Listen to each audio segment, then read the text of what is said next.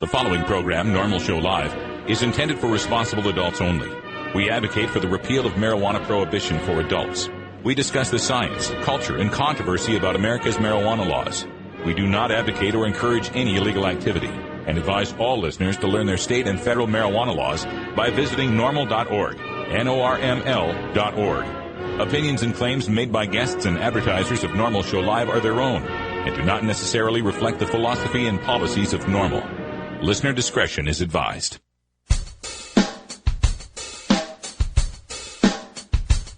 You take a seed, you plant it, you grow it, you dry it, you roll it, you smoke it. You take a seed, you plant it, you grow it, you dry it, you roll it, you smoke it, and it goes down smooth. Hey! Spanning the continent to bring you the truth about cannabis and marijuana law reform. I smoke pot and I like it a lot. From the promise of legalization. And I think we need to think and criminalize our marijuana laws. To the agony of prohibition. One major responsibility is to encourage people to use less drugs. The National Organization for the Reform of Marijuana Laws presents Norml Show Live, Marijuana Nation. Now, here's your host, Norml's Outreach Coordinator, Radical Russ Belvin. Good afternoon, tokers and tokettes, and welcome. It is Monday, October 3rd, 2011, and it's got to be 420 somewhere in the world. Thanks for joining us here, and welcome to fall. We are having ourselves a good time here at Rolla J Studios, and I'm, of course, very happy after this weekend. Both of my football teams are 4-0. Woo! Go Pack! Go Broncos! We're having a good time, like I said, and joining us here to start out the week is our good friend from the beautiful city of Astoria, Oregon, the lovely and talented Cannabis Carrie. Hi, Carrie. How you doing? Hi. I'm doing great. Thanks for a great weekend. I spent the weekend in Portland, and I got to hang out with the cannabis family out there, including you. Thanks for putting me up, and nice to be back in the seat, I guess. No doubt. We had a good time last night at our pot parlor party for the Ken Burns Prohibition documentary. We were there, me and Wiz Kaliko were hanging out at Ganja John's place. Ron Funches showed up, Ian Carmel, John Lucy, Stone Kidney and Bongwater Becky were there, Ganja Wife, my wife. It was a great time, and everybody really enjoyed watching that documentary. And that's something we're going to talk about today at the end of the show in the Radical Rant segment, is the lessons that we can learn from this first installment of Ken Burns Prohibition documentary on PBS. It's a three-night festivity here, a three-night showing, and this first showing was on the early history, the beginnings of Prohibition. Next week on Sunday, they'll be taking a look at Prohibition itself and its effects. So I encourage everyone to take a look at that because there are so many lessons for us to learn, and we'll talk about those here at the end of the show. Also on today's show, at 5:30, we'll be speaking with Ed Doctor from the Montana Cannabis Industries Association. We've got to talk about Missoula, Montana. That's something we'll talk about in the news as well. But he's going to talk about the bid here to repeal that new bill that pretty much shut down the Montana cannabis industry. So we'll get to that. And then for our Daily Toker Tunes today, it's Roots Monday, and I've got some great blues music, country blues, Texas blues from Blind Lemon Jefferson. But before we get to all that, we got our hemp headlines with Cannabis Carrie. What's in the news today? Well, we've been talking for over a year now about Amsterdam and the Netherlands' effort to ban foreigners from buying marijuana. We'll talk about one city's take on that. Also, in Missoula, a law went into effect this weekend that overrides the lowest enforcement rule that the voters put in.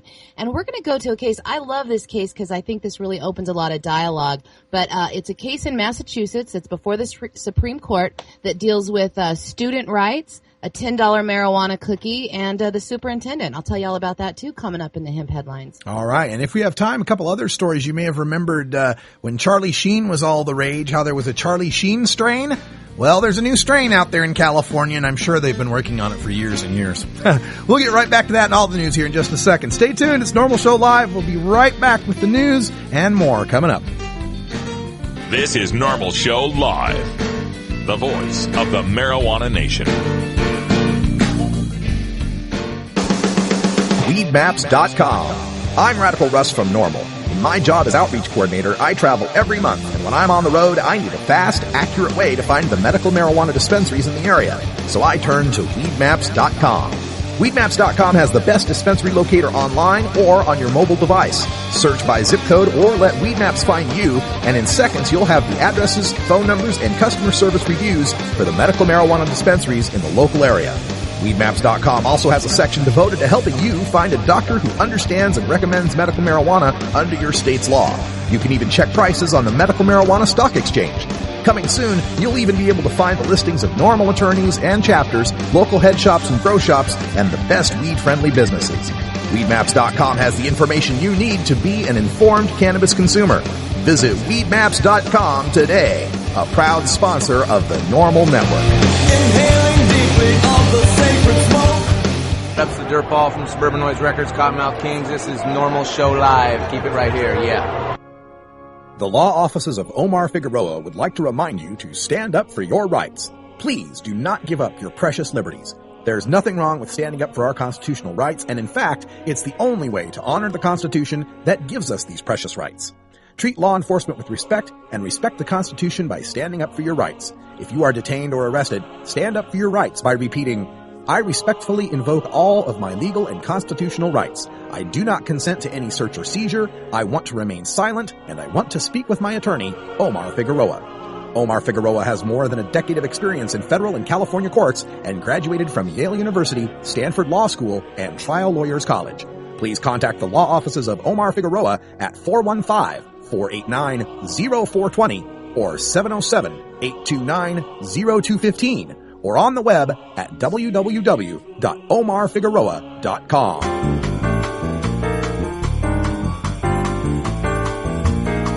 Medical marijuana, industrial hemp, consumer cannabis. It's time for this week's Norml News with Cannabis Carrie. The town of Maastricht has officially banned the selling of cannabis to tourists. The ban went into effect on Saturday. The city, which is on the border between Holland and Germany, is about 130 miles south of Amsterdam.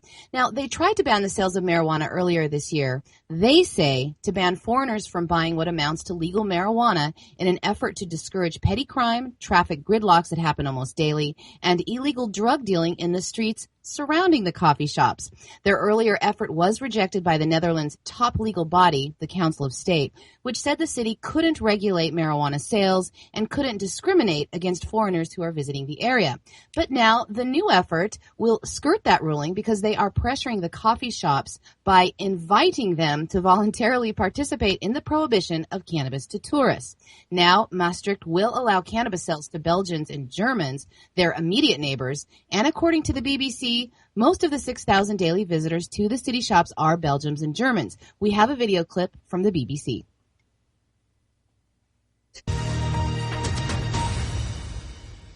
Today's the day that the drug tourists were dreading. From now on, the only people allowed inside these cannabis cafes will be German, Belgian, or of course Dutch. These ID checks are designed to keep everyone else outside. Bad news for the coffee shops, but not for the street dealers. Everybody knows that nowhere on the street you can buy an illegal bottle of beer. Why? Because it's just not interesting for the criminal organizations. And as long as our governments are banning cannabis products, it will keep on being interesting for criminal organizations because they can make huge profits. And that has to change. According to the authorities, though, it's the drug tourists who are the threat to public order and the security of the European Union. But Mark believes the ban will only push those problems elsewhere. All these clients who are banned from the Dutch coffee shops right now, or the coffee shops in Maastricht at least, they have to return to the illegal circuit in their own country. Therefore, it will become bigger, a problem, and more criminality in those countries. Around 2.2 million tourists visit Maastricht every year. Some say the ban is part of a moral crusade being pushed through by right-wing politicians. But it's threatening to have significant economic consequences here too. In the coming weeks, politicians will be discussing how to introduce a similar ban nationwide.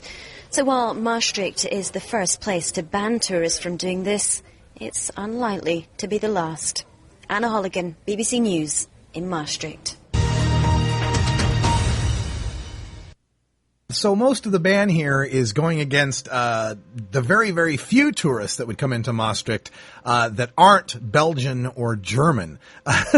Well, how many could that possibly be? They say they get about 6,000 daily visitors to their shops, and most of them are Belgian or German or Dutch. So it doesn't seem like this ban is really doing anything like what they say it will do, trying to combat some sort of drug tourism problem. It just means that they won't go to Maastricht. It just means when people fly into Amsterdam, they'll fly to any of the other cities that still allow tourists. It seems like a feel-good measure, born of a right-wing coalition here trying to do some sort of moral crusade. And boy, where have we heard that before? The highest court in Massachusetts is set to hear a case today surrounding a $10 marijuana cookie. The case began in March of 2010 when a 17-year-old junior in high school, identified only as Robert Doe in the court documents, supplied a marijuana-infused cookie to another student. That student gave the cookie to a third student who ended up in the school nurse's office appearing to be, quote, very high from the school's administrator's report. That prompted a Weston police officer and the school resource officer to pay a visit to Robert Doe's house that afternoon, where they asked his father if they could speak to him. The father refused. The next day, the boy was called into a meeting in the principal's office, and on the advice of his father and a lawyer, refused to answer any questions about the cookie or his alleged involvement with the incident. His lawyer said that he did in fact advise the boy not to talk, since the same police officer was present for that meeting and other meetings. Richard Hayes, the boy's lawyer, explained that he advised the boy not to talk in front of a police officer because it was a potential criminal setting. The school administrators say that because the boy refused to answer any questions, they assumed his guilt and expelled him. What they are asking the court to decide is if the school administrators should be allowed to draw a negative inference from a student's silence during a disciplinary hearing.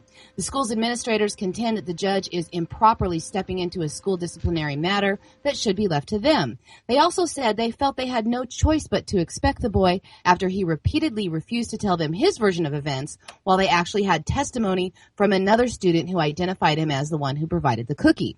Western School Superintendent Sharon Maloney says she thinks it would set a dangerous precedent where parents could simply have their kids say nothing as a way of preventing them from accepting their responsibilities for their behaviors. The boy was a really good student, and he was enrolled in some advanced placement classes. He had no prior disciplinary record and great grades. He was initially suspended for 10 days, then permanently expelled. The father sued the superintendent and won a temporary injunction in September of 2010, but since the boy had missed the latter part of the school year, he had to repeat his junior year. He is currently a year behind, but he is a senior.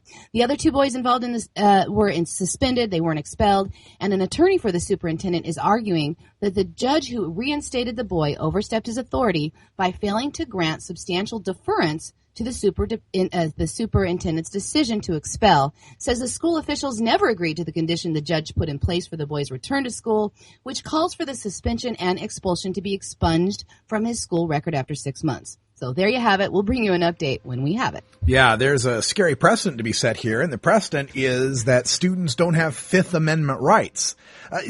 This person who was speaking out against it, saying, this negative inference, we should be able to get a negative inference based on silence. Do you understand how un-American that is? How un-Fifth Amendment that is? The whole idea is that you should not be forced to incriminate yourself, and that should apply to students as well. We are talking about a case here where student A allegedly gave something to student B, who then gave it to student C, and student C had a problem. We're talking third-hand knowledge here. Right? Who knows what student B is up to here? And furthermore, having the police there, to say, this is just a school matter, but they're going to have the police there. You know what this comes from is this whole ridiculous zero tolerance notion that we've tried to instill in our school children, that has gone so far as to get, teenage girls strip search for having an ibuprofen. It's a story I did a couple of years ago here on the Stash. It's ridiculous here. If there's some sort of problem that should be dealt with at the school level, there's no reason to bring police officers in there and get that boy to be incriminating himself or even potentially his parents. His parents did exactly the right thing. Don't be talking in front of the authorities, and especially don't be talking in front of the cops, even if they're saying it's just a school issue. We have another law that took effect this weekend, this time in Missoula County, Montana. The law that went into effect on Saturday will once again make marijuana crimes a priority for law enforcement. Missoula County Attorney Fred Van Valkenburg issued a reminder about the new law in a statement.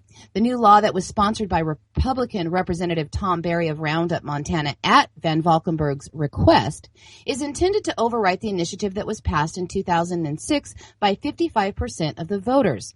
Initiative 2 recommended that crimes relating to marijuana be the lowest priority for law enforcement. According to Van Valkenburg's statement, quote, "Since no other community in Montana can adopt such an initiative, and I'm the person who sought the adoption of this law, it would be hypocritical on my part to continue to follow the lowest priority of enforcement policy in Missoula County." He also added that the power of initiative does not extend to the prioritization of the enforcement of any state law by a unit of local government. And then lastly, this was in a statement as well. "We will be prosecuting the misdemeanor marijuana cases that we have not been doing for the last 4.5 years. Now, Cynthia Walken, a Missoula City Council member, says it troubles her that elected officials are ignoring the will of the people. She told the Billings Gazette, "I don't like to see city resources put into going after people for something that we said is the lowest priority. I'm troubled that Van Valkenburg is over and over attacking what the large majority of Missoulans have sent as a message loud and clear." Van Valkenburg, who has been an outspoken opponent of Initiative 2, pointed out in his announcement that while Initiative 2 received a majority of votes in the city, a minority of county residents voted for it, saying that attempts by law enforcement to follow the law have caused friction and an atmosphere of disrespect for law enforcement in general. He says that the Highway Patrol thinks it is crazy that nowhere else in the state of Montana do they have to deal with it. Under Initiative 2, people arrested for misdemeanor marijuana offenses. Now, just for clarification, the Missoula County Commissioners amended that initiative to exclude felony amounts of over 60 grams and above, but those that were charged never saw those charges prosecuted by the county attorney's office.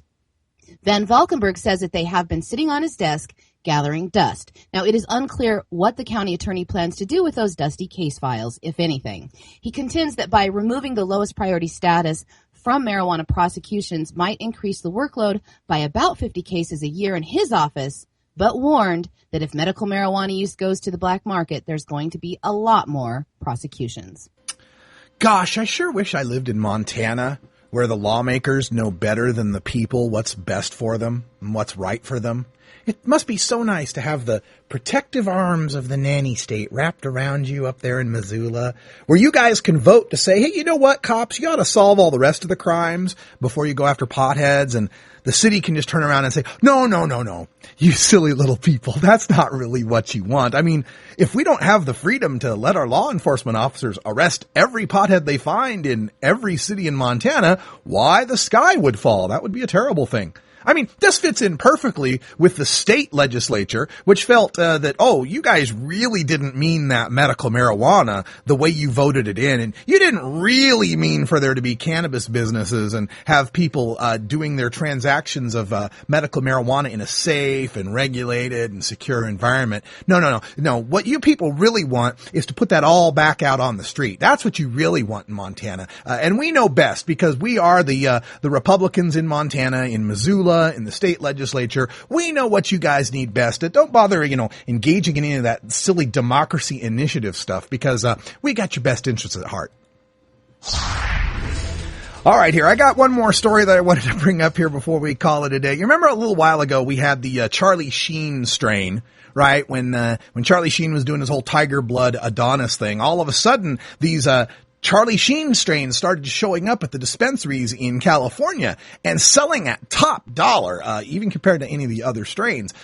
Because, of course, they had been working on the genetics of this special Charlie Sheen strain for months and months and months. And in no way did they just take something that wasn't selling very well and give it a new name just to sell it at an increased price. Well, turns out that the prescient California marijuana breeders have done it again. That's right. They saw that the Conrad Murray trial, the doctor who's accused in manslaughter of Michael Jackson, they knew ahead of time that this trial would be sensational and everybody would be talking about Conrad Murray. So months and months ago, they began working on this special strain that's now called Conrad Murray OG. That's right. Conrad Murray is still putting people to sleep, according to TMZ. Only this time, the patients are stoners who are buying the latest strain of marijuana named after the doc at California weed shops. The strain is being sold under the name Conrad Murray OG. One weed shop owner boasted, "It puts you to sleep for a really long time." As for whether Doc Murray will take legal action, well, he's got bigger fish to fry.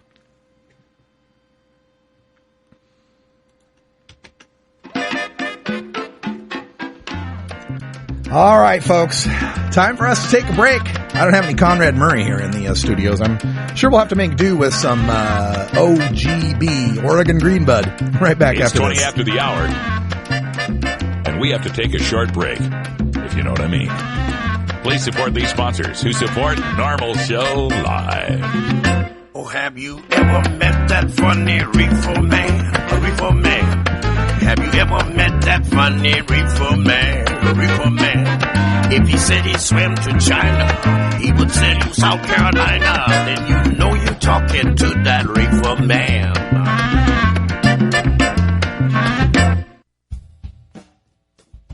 The High Times Medical Cannabis Cup is coming to Detroit on October 15th and 16th. That's right. The world's premier medical marijuana competition will be in Motown to celebrate the cannabis economy of the Great Lakes State. It's a two-day expo at Burt's Warehouse Theater, showcasing the movers and shakers of the Michigan medical marijuana industry and the merchandise that makes the machine go. There will be seminars with leaders of the medical marijuana movement, doctors, patients, researchers, growers, dispensary owners, and activists. Plus, High Times' own cultivation editors Danny Danko and Nico Escondido will roll into town with the goods on growing great ganja. Be there for an amazing Saturday night VIP party featuring top musical performances and special guests. High Times will award the Medical Cannabis Cup for top indicas, sativas, hybrids, concentrates, and edibles, entered by Michigan's dispensaries and collectives. Come to Burt's Warehouse Theater on October 15th and 16th. Visit medcancup.com for all the details. Celebrate cannabis in Michigan. Celebrate the resurgence of Detroit. Be part of the growing cannabis community.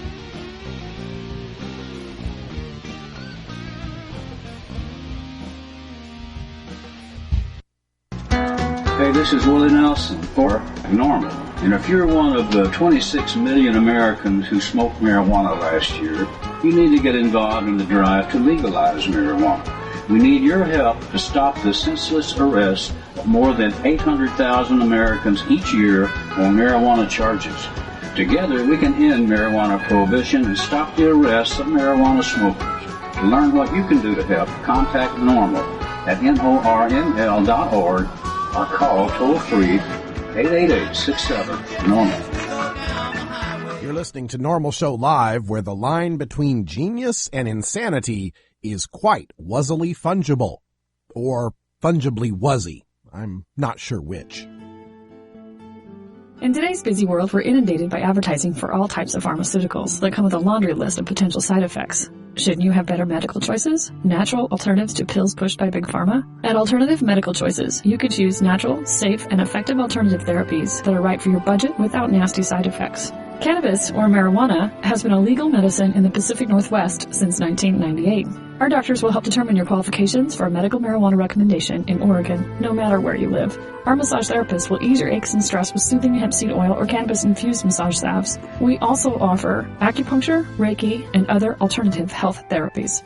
Call Alternative Medical Choices in Portland, Oregon at 503-288-5579 or visit our website at www.altmedchoices.com. We specialize in out-of-state recommendations. That's www.altmedchoices.com or call 503-288-5579.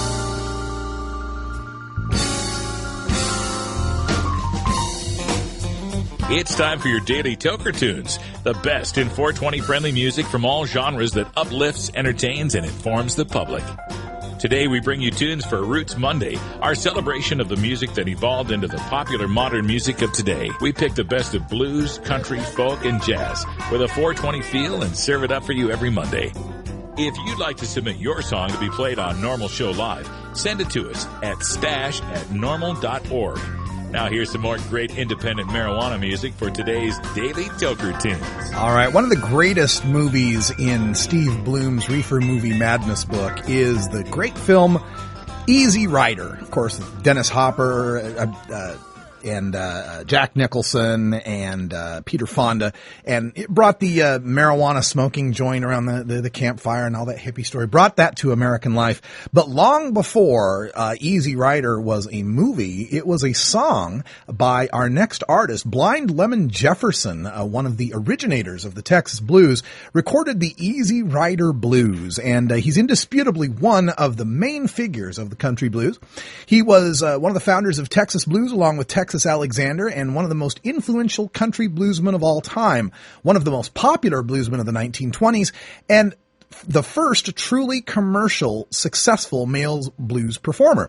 Up until Blind Lemon Jefferson came out, the only real successful blues recordings were usually by women, including Bessie Smith and Ida Cox. Now, you may be thinking, Blind Lemon Jefferson, why does that sound familiar? You might remember the character Tommy Chong played on a lot of the albums, Blind Melon Chitlin. Well, that was kind of based on the idea of Blind Lemon Jefferson. Now, he was born in September of 1893, blind from birth, played guitar, had 7 siblings, and learned a lot, not just from the blues players of the time, but also grew up on a farm and learned a lot from the Mexican workers who would add flamenco influences into their playing. So he was a resident of Dallas and playing in the Deep Ellum area of Dallas, where he met another bluesman who would one day be famous. That would be Leadbelly.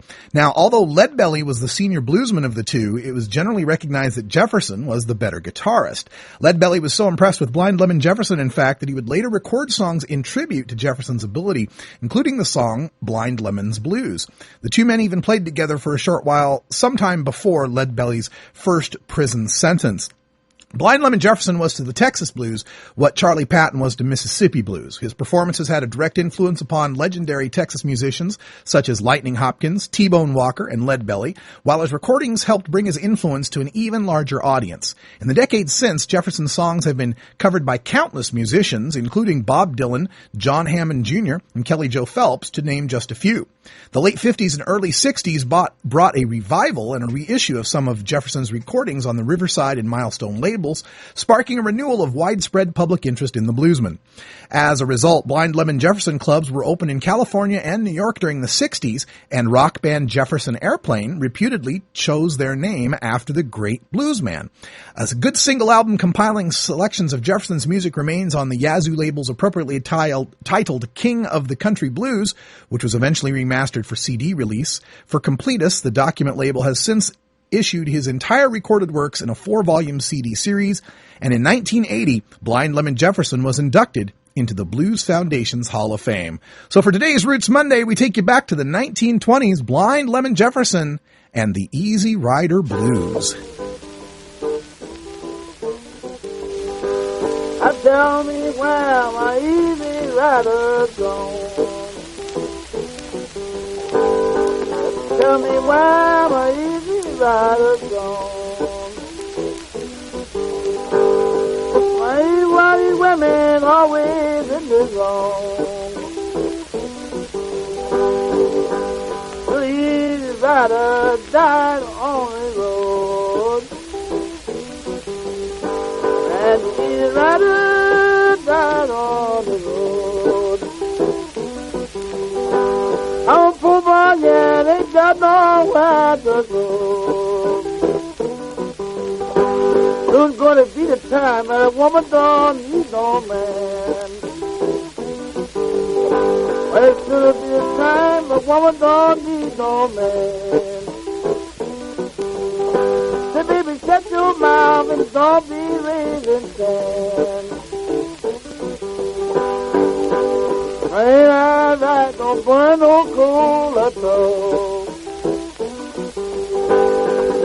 Say I don't burn no coal at all.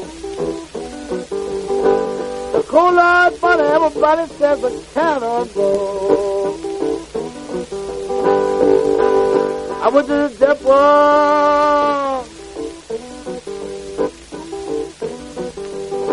I went to the depot, sat my suitcase down.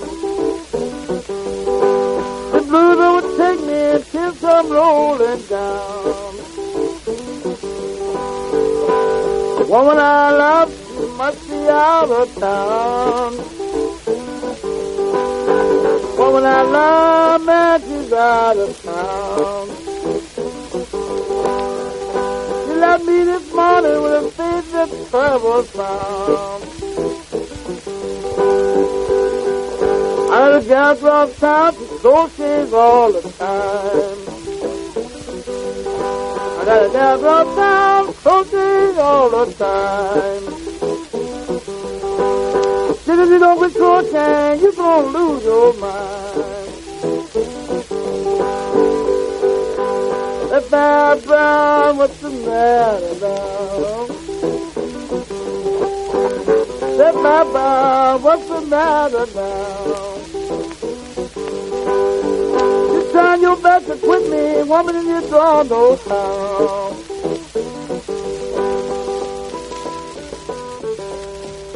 You want a copy of that song for your iPod? Check out the Daily Toker Tunes at the Stash blog by surfing to stash.norml.org and choosing Media, and then Toker Tunes from the main menu. As High Times Senior Cultivation Editor, I'm often called into the field and asked to sample or even identify exotic strains of marijuana in their natural habitat. Now, for the first time, I've compiled more than 120 of my favorite strains into this single field guide designed to fit into your pocket as you travel the world in search of your favorite plant. From a friend's closet grow room to the wilds of Northern California, this single guide covers all of today's best-known strains, plus heirlooms and throwbacks, including High Times quality photos and information on each variety's genetic heritage and growing characteristics, plus my personal notes on aroma, flavor, and potency. So this is Danny Danko, author of the official High Times Field Guide to Marijuana Strains, wishing you good times and great ganja. The official High Times Field Guide to Marijuana Strains is available at hightimes.com and finer bookstores. Have you considered medical marijuana? Double-blind, peer-reviewed studies have found cannabinoid therapies to be successful in treating the symptoms of Alzheimer's disease, ALS or Lou Gehrig's disease, brain cancers, chronic pain, diabetes mellitus, dystonia, fibromyalgia, GI disorders, hepatitis C, HIV/AIDS, hypertension, incontinence, MRSA, multiple sclerosis, osteoporosis, pruritus, rheumatoid arthritis, sleep apnea, and Tourette's syndrome, as well as anecdotal evidence suggesting relief from anxiety, depression, and post-traumatic stress, plus reduction in the need for narcotic painkillers. Side effects of medical marijuana can include euphoria, relaxation, anxiety, panic reactions, paranoia, tachycardia, dry eyes, dry mouth, concentration and reaction time impairment, appetite increase, and in 37 states, arrest and incarceration. But medical marijuana is non-toxic and cannot cause overdose. Medical marijuana. It's not for everyone, but ask your doctor if medical marijuana may be right for you. But we're not going to sit here and listen to you bad-mouth the United States of America. Gentlemen! Starfish Designs, makers of the original Gandalf. I'm Radical Russ, and when I want to relax, I always have my 17-inch long original Gandalf from Starfish Designs nearby. The hand-blown borosilicate glass is strong and easy to clean, and the design is sleek and sophisticated. Starfish Designs are available from Bend, Oregon at a glass retailer near you. For locations, call 541-788-GLASS. That's 541-788-4527. Norml stands for reforming America's prohibitionist marijuana laws, and that cannot happen without Tonight, I appeared on Jeopardy, and, well, how do I say this? I lost. Not only did I lose, I lost to this guy. That's right. I lost to Cheech Marin. Cheech of Cheech and Chong fame, pot-smoking star of blunt-burning films like Up in Smoke, Next Smoke, and Still Smokin'. He not only beat me, he crushed me. So I was pretty confident going to this tournament, but this was actually a tournament of people who had already won on Jeopardy, and so it was all people who knew how to play the game. Now, I must admit, I was even more confident when I heard I was up against Cheech Marin. I admit, I thought his reflexes would be slow, not to mention his synapses, perhaps, but I was so very, very wrong. This guy, as Conan the Barbarian on What's Best in Life, to crush your enemies and to hear the lamentation of their women. Cheech. Who is Arnold Schwarzenegger? Yes. Cheech again. Who is Al Pacino? Right. Cheech. What is Pillow Talk? Right. Cheech. What is Never Neverland? Yes. Cheech. What is Camelot? Yes. Cheech. What is a baster? Yes. You're the winner today. Your charity will get $50,000, and Aisha and Anderson's charity $25,000 each. So I admit it, I lost to Cheech Marin. I tied for second with comedian Aisha Taylor, who is also a great player. And joining us now is the two-time Jeopardy champion, the man who crushed me, Cheech Marin. Cheech, congratulations. Oh, thank you very much, Anderson. Have people just been congratulating you? Do they pour out into the streets to congratulate you? Because people have been mocking me mercilessly since this thing was aired tonight. It's tough when you can't hit a big league curveball, man. That's the separation point. All right, guys, here we go. We've got the top 6 answers on the board. Name something that gets passed around. Chris. A joint. A joint. This is Norml Show Live, where a joint is always the right answer.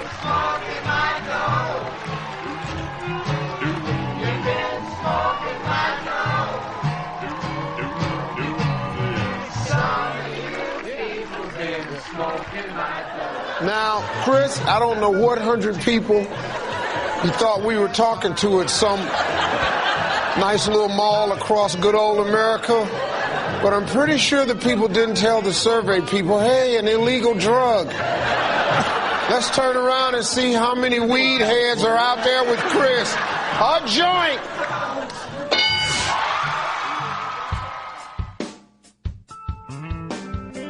Norml stands for reforming America's prohibitionist marijuana laws, and that cannot happen without directly engaging our government and elected officials.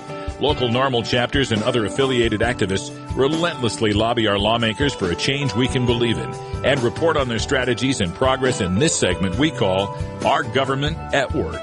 All right, welcome back, everyone. If you've been following the show for any length of time, you've heard our reports on the state of Montana, where their medical marijuana program has been under attack from the legislature for years now. And over this past legislative session, they actually had a bill up to repeal the entire medical marijuana program, and it passed their House and Senate, only to be defeated by the governor's veto. So in response to that, the legislature crafted a bill, SB 423, that sought to really restrict the medical marijuana program there in the state of Montana. And that's where we bring in our next guest, Ed Doctor from the Montana Cannabis Industries Association, to tell us more about this SB 423. What has been the fallout from this, Ed? Oh, boy. From the medical aspect of it, of course, the fallout's been unreal. The way the law was crafted. They couldn't pass repeal. The governor vetoed that. And so they came up with a bill that essentially repealed it. This bill would have made it illegal to be compensated for the selling of medical marijuana, and you could only have 3 patients anyway. So, it was pretty draconian in its language. I mean, it was pretty brutal. And I don't think the people of Montana really want that. They want regulation, but that was going a little too far, most of us. Yeah, because coming up until this bill passed, I mean, Montana, it was kind of the hidden state as far as medical marijuana commerce goes. Everybody hears the stories about California, and of course Colorado has their state government even regulating exactly how the commerce goes on there. What was the situation like? I mean, how many dispensaries were there? How many patients were using them, and what are they doing now? Well, we were up to around 200 stores and 30,000 patients. It was I'm telling you, it was incredible. We looked like a mini Colorado. We had it going on. A couple different labs. We had soda makers. We had all, everything. And we just, we had a real legitimate industry. And they just, the powers that be, the haters, I say, they did not want this. They didn't want us to make money. They feared we would be buying judges and politicians and the governor's office someday. I mean, I've been to their meetings, and it's amazing. They just didn't want us to have that, and it was meant to stop us in our tracks. Because we were blowing up. This is an incredibly popular product that generates an awful lot of money for the state of Montana. And it has for many years. And right now, what we're doing is we're just seeing the money of 25% of this whole entire industry, if you look at it that way. I mean, we've got well over 100,000 people that smoke marijuana in Montana. Most of the statistics will show that. So people are purchasing it no matter what. So I don't know anybody giving it away for free. So, if our industry with about 25% is generating about $7 million a month when we have 30,000 patients, boy, that's, 3,000 to 4,000 jobs. It's putting money in local economies. It was pretty incredible, but they didn't want us raising that kind of money. Now we are. Now we're back, and we're going to come back a little smarter, a little more we'll have our ducks in a row this time. Well, the latest plan here in Montana, of course, is an initiative to repeal this law. I mean, it seems kind of strange that you would do an initiative to institute a law and then the legislature would basically repeal it. And then now you have to do an initiative to repeal the repeal. How many times is it going to take you guys to convince Montana that you guys really want medical marijuana? And what are the chances of it? Is this getting on the ballot now? Yes. We've been collecting enough. It's the first time, I think, in 10 years, Montana's been able to put something back on the ballot. So we did a great job. So we'll be back on the ballot. And Russ, I don't know how many times, man. You were here. You saw how wacky we are. Yeah. I'll tell you, it was, it really was a great scene here in Montana. And we had a city like Billings is our largest city, and they banned storefronts. But our lawsuit seems to be working against that city, saying, if you ban anything in Billings, it must be an emergency, a real emergency. Well, we weren't creating any emergencies. We were helping people, and people know that. So looks like we'll be having stores again in Billings, and we've got a community in Montana north of Billings trying to ban the production, the sale, and the consumption of medical marijuana. So we're going up there to visit them with a lawyer. That's how you do it. Yeah. And when it comes to just, average Montanans, do they follow this? People that aren't in the cannabis industry or medical marijuana users, is there much, political traction with this outside of your community? There is. That it really is because Montana's so small. With 3% of our population having cards, each of those people are touching 4, 5, 6 people with their stories. Sure. So, it's amazing how many people, I have a lot of meetings and go to a lot of meetings and talk with people constantly, and it's pretty amazing that how many people really are, they want to be involved, they do know what's going on. I think we have quite a political movement here in Montana right now. Yeah. Great voter base with lots. Mm-hmm. We're speaking with Ed Doctor from the Montana Cannabis Industries Association. What's the contact for MTCIA up on the web there? www.mtcia.org. Oh, okay. It's a .org. Okay. MTCIA. Check them out. mtcia.org for more information on this. And, Ed, the other piece of news that came out, and I'm sure, I saw this with respect to USA Today coverage of the Bureau of Alcohol, Tobacco, Firearms, and Explosive memo saying that basically medical marijuana patients don't have Second Amendment rights. I know that's got to be resonating up there in Big Sky Country. Oh, yeah. Yeah. What's amazing is, now our federal delegation has come out and condemned this memo, which is great. That's Senators Baucus and Tester and Representative Reber. What's not so great is it took guns for them to stand up for this. We think that, okay, it helps, but we do have a real reason. We do have people that use this product to help themselves. And, now that we have the guns involved, which, you're damn right. I can't believe that. I can't even believe that this memo is out there. Yeah. I think that's insane to do. This is over 1 million people this is affecting. And quite honestly, more than that. The people are selling the guns. Everybody's liable. The federal government's trying to make everybody liable for everybody to scare them back into a hole. Well, the genie's out of the bottle. They better do something they better use some common sense soon in this drug war. That's all I can say because I think this is the last straw with a lot of people, at least that I know in Montana. Yeah. This is amazing, at least our federal delegation standing up. That is a great thing. Yeah. But it's scary. Yeah, that's first I'd heard that your senators had stood up against that, and that's great news. I grew up in rural Idaho, next door to Montana, and I think there's a lot of the similar free range, get the government out of my business libertarian streak in both states. And I think the combination of this ignoring the initiatives and overturning the initiatives both at the state level, and we reported on Missoula and the lowest enforcement priority thing today too, between that and the gun rights thing, they're going to be turning a lot of people to our side that they didn't anticipate. Oh, you're right. Russ, you wouldn't even believe it. I mean, right now, it is amazing. The letters that I get, people that, I was amazed at this kind of, the kind of outpouring from people saying, I don't have a card, I'm not a patient, I don't care to be a patient, I've never smoked marijuana, but I'm never voting for Republicans again because of what they're doing to people that I know that are benefiting off of this. Mm-hmm. People have that, and this is not a big state, It does, the word gets around pretty quick. Yeah, especially with me driving around telling everybody. Yeah, and this is how people get organized. And our founding fathers overthrew a government that tried to be tyrannical like this, that tried to restrict our rights. And I think that spirit still lives on in a lot of Montanans. I know the people I visited up there for the Canifest Destiny a couple months ago were definitely free spirits and definitely weren't going to stand for this. So what's next for Montana Cannabis Industries Association? I know this initiative going to the ballot is a big thing. But what other plans do you have here to reinstate at least what you had or even improve what you've got there in the state of Montana? Well, basically, we still have a lawsuit against the state that we're still funding. We are actually, taking a different approach than a lot of associations. We're collecting monthly dues from our members. We're looking for everybody involved to support this effort. And if you can remember, Russ, the incredible edible egg commercials. Yeah. What happened was a lot of people that were raising chickens and selling eggs were losing their ass because of cholesterol and all the bad press for eggs. So they got together and they said, we got to save this industry with an advertising campaign. Well, we're trying to get people together to raise awareness and educate the public through an advertising campaign of not only the benefits of marijuana for people, but of what's happening in the state and to our rights. Yeah. And we're getting people very excited, and we're keeping people on the same page. We're trying to eliminate the infighting. We're getting along. We know we have a common goal here. And our common goal is to preach common sense and truth to the people of Montana. I mean, it is. It has to be done. It's just, the time is now. You're right, man. These free spirits and the people, the states' rights people, we stood up to the federal government before on wolves, on the Real ID, and we can do it on this. And I think we've got a little leg in now with this memo.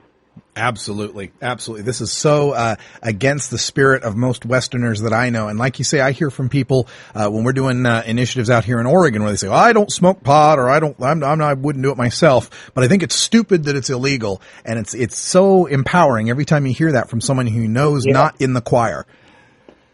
Oh, that's exactly it. Now we're also reaching out to senior centers, community living communities, and we want to financially contribute to their organization, to their centers, and be able to speak to people that aren't in our choir. It's very important that the biggest thing that, our side has is a choir, man. And we're approach them very easily, but it's up to all of us. Like I'd say, you and I know we got to keep talking to our choir, but people that are listening to us a lot, they've got to go reach outside that choir. And I know people are. They're talking to their parents. They're talking to their grandparents. They're talking to their kids. Yeah. And being honest with them and talking honestly about the benefits of marijuana and just the real, if you look at how marijuana is scheduled, I'm going to tell you, a lot of people just don't know, Russ, and we want to be able to have the money to let people know. Yeah. We want to educate the public that crystal meth is definitely not better for you than marijuana. But if you look at the scheduling of drugs, it sure looks like marijuana and heroin are a lot worse than crystal meth. Yep. And people need to know that. I mean, I have Ivy League graduate friends that they don't even know that that's how it is because they just don't know, and most America doesn't care. Right. And they've had us for a long time, man, because it's only been about 10% of our population that really smokes marijuana. So with that kind of percentage, you don't really get much. But now that we have medical marijuana, we're able to make money. That's different for a movement. A lot of people didn't have money in their movement. It took decades. Mm-hmm. This is, I think, we're generating money. You've nailed it on the head, too. It's not the marijuana per se that they fear. It's any sort of organized political power that marijuana might bring. Well, exactly. And I'm going to tell you, these are some good people involved, and there's no reason to be afraid of them. Absolutely. Well, Ed Doctor from the Montana Cannabis Industries Association, please, everyone, check out the web at mtcia.org. And Ed, thanks so much for joining us here on Norml Show Live, and we'll talk again sometime. Thanks, Russ. I hope to see you in Los Angeles for the DPA conference. Oh, I wish I could make it. Unfortunately, I'll be in Atlanta, Georgia that weekend, so other side of the country. Well, all right, man. Well, I'll catch you next time. All right. See ya, Ed. Thanks so much for calling. When we come back, we're going to talk a little bit about the Ken Burns Prohibition documentary and what lessons we can learn from that. Make sure you catch part 2 and part 3 tonight and tomorrow night on PBS. This is Norml Show Live. We are the voice of the Marijuana Nation. USVI Norml go broke down barrier. Herb is medicine to broke down barrier. Boost the economy and broke down barrier. It's helping other states broke down barrier. Cannabis for legalized to broke down barrier. Join and speak your voice. Broke down barrier. We gonna change the law. Broke down barrier. We got to educate. Broke down barrier. Yeah, this is Nayora, bigging up USVI Norml, working to legalize cannabis, for the whole of the Virgin Islands. USVI Norml is a non-profit organization working to legalize cannabis for the use by the industries and responsible adults. Do your part. Join USVI Norml. Register to vote. Pass the word. Voice your opinion. You can change the law. Contact us for more information at 340-244-9179. You can also visit our website at www.usvinorml.org. When I was in England, I experimented with marijuana a time or two, and I didn't like it, and didn't inhale, and never tried it again. I think you'd probably be a lot cooler if you had, Mr. President. Said, hey, do you have to go and catch? Sure would be a lot cooler if you did. Lie, don't hide it. Oh, lie, don't hide it. Just lie, don't hide it. Fire up right now. You're listening to Norml Show Live, the voice of the Marijuana Nation. Hello, this is Webb Hubble. Life insurance is now available for responsible marijuana smokers. For years, responsible marijuana smokers have not been able to access affordable life insurance products. Norml uniquely supports cannabis consumers. 2 carriers have already agreed to offer all of their traditional life insurance products at all levels without excluding individuals who smoke marijuana responsibly. Help Norml and help yourself. If you've been declined for life insurance, are paying above market premiums, or simply want to know what now may be available in the way of insurance for marijuana smokers, contact me at info@mclaughlinonline.com or simply call me at 202-293-5566. You want answers? I'm as mad as hell, and I'm not going to take this anymore. You want answers? You have offended my family. I think I'm entitled. You want answers? I want the truth. And you have offended a Shaolin temple. You can't handle the truth. Surely you can't be serious. I am serious.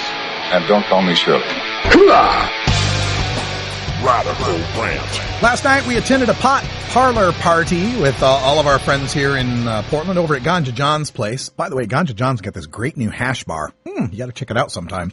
But anyway, we attended a pot parlor party and we watched Ken Burns' Prohibition documentary. The first part, the 2-hour first part, debuted last night on PBS.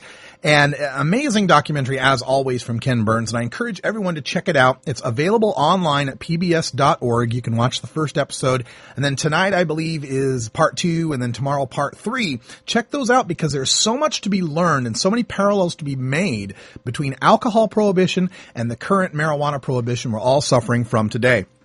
I made note of a few things here that I thought deserved a little bit of discussion. And one is how they pointed out how America was, quote, a nation of drunkards. And what they were showing is how drinking alcohol had been part of American culture since the founding, since, John Adams used to have, a pint of beer at the beginning of, or a pint of cider at the beginning of every day. And beer drinking was quite well known. But what happened is that as American appetites and production switched from beer and cider to hard liquor, whiskeys and such, that the consumption patterns didn't change. How much they drank, how often they drank, why they drank didn't change. But what they were drinking changed. They were drinking a much more potent brew. And that led to all sorts of public drunkenness and a characterization of men who would drink to be manly, but they'd drink so much that they were unmanly, right? They'd be falling down drunks. They'd be helpless. They'd wet themselves. They couldn't take care of their families and so on. And the Burns documentary showed a lot of the newspaper clippings and advertisements of the time that kind of reinforced that message about the drunkenness and the slovenliness of the men who were using the more potent whiskeys and such.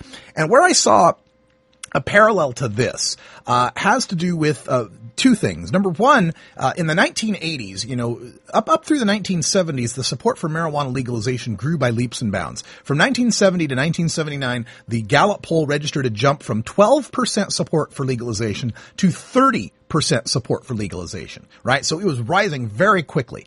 And what happened is around the 1980s, we had, Richard Pryor catch himself on fire. John Belushi died from a, freebase accident. Len Bias, the Celtics draft pick, from cocaine and so on.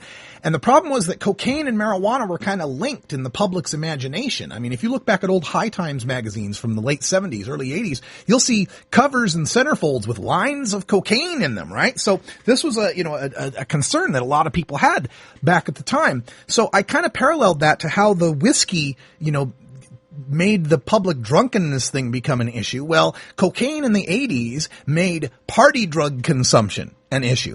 And marijuana and cocaine were both thought of as party drugs, right? And that led to the immorality of using marijuana is, cocaine was seen as immoral and marijuana and cocaine were similar. So marijuana was seen as being immoral as well. Immoral, irresponsible, and dangerous, as where up to that time it was more counterculture rebellion kind of thing.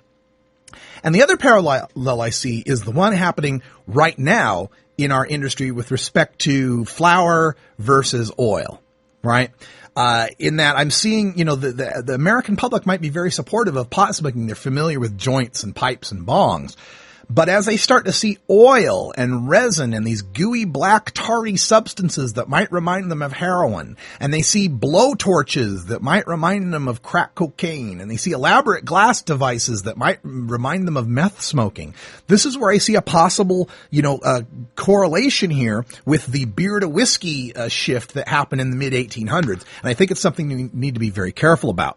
Another thing that I noted was how they pointed out the various temperance movements in America throughout the late 1800s that never did quite take root nationally, but had great effect in localities. The whole Carrie Nation, with the hatchet and all, and how these were all, strongly women's movements and tied in with the idea of gaining women the vote, of women's suffrage.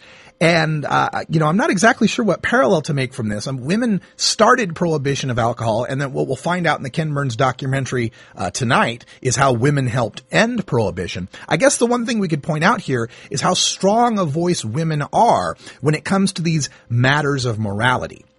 When marijuana is seen as a matter of morality, and we have the parents' anti-drug groups and the mothers warning about their, protecting your children, we hear the what about the children argument all the time, that we need to recognize that and have our own women. And that's, part of why we've got the Norml Women's Alliance and other, strong female leaders in Norml chapters that are standing up and saying, no, you can be a good mom and be a marijuana user. We got Sarah Frank and the awesome Moms for Marijuana group that's saying that very message, that there is nothing wrong with it, that is a safer choice, a more responsible choice for a mother to make than to get herself addicted to painkillers or using alcohol all the time. So that's another thing we can learn from the initial Prohibition documentary.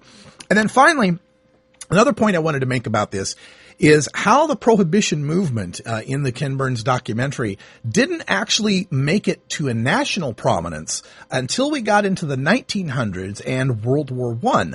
And up to that point, all the great German brewers who came into America had set up an amazing brewing empire. The Schlitzes and Pabst and Blatz and Miller and Anheuser-Busch and all these guys had set up these amazing, brewing empires to the point where taxing of alcohol was up to 70% of the taxes brought in to the federal government. And yet, thanks to World War I and anti-German sentiment, they were able to pass prohibition through the House and the Senate by the 2/3 majority is required, and to get the 36 of 48 states 3/4 majority they needed in a mere 18 months. And so this is a warning to us to realize that no matter how much money we might be providing to the states in the form of medical marijuana revenues, no matter how popular we think they like that money and wouldn't do anything to get rid of it, remember that it only takes a great moral crusade and somebody to scapegoat in order for them to turn their backs on all that money and all that revenue just to pursue a prohibition. So keep that in mind. Money and industry, as important as it is to this movement, will not win the day by itself. It's the ammunition we need to make the fight. But never forget that the fight is a moral fight, and we have to win people's hearts and minds, not just their pocketbook. I'm Radical Russ. Thanks for joining us, and for Cannabis Carry, it's been a good time. We'll stay here for Hour 2 in Toker Talk Radio. For those of you on the podcast, we'll talk to you tomorrow. And until next time, take care of each other, Tokers.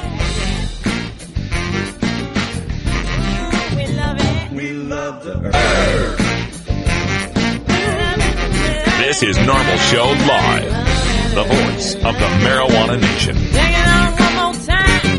You take a seed, you plant it, you grow it, you dry it, you roll it, you smoke it. You take a seed, you plant it, you grow it, you dry it, you roll it, you smoke it. You take a seed, you plant it, you grow it, you dry it, you roll it, you smoke it, and it goes down smooth.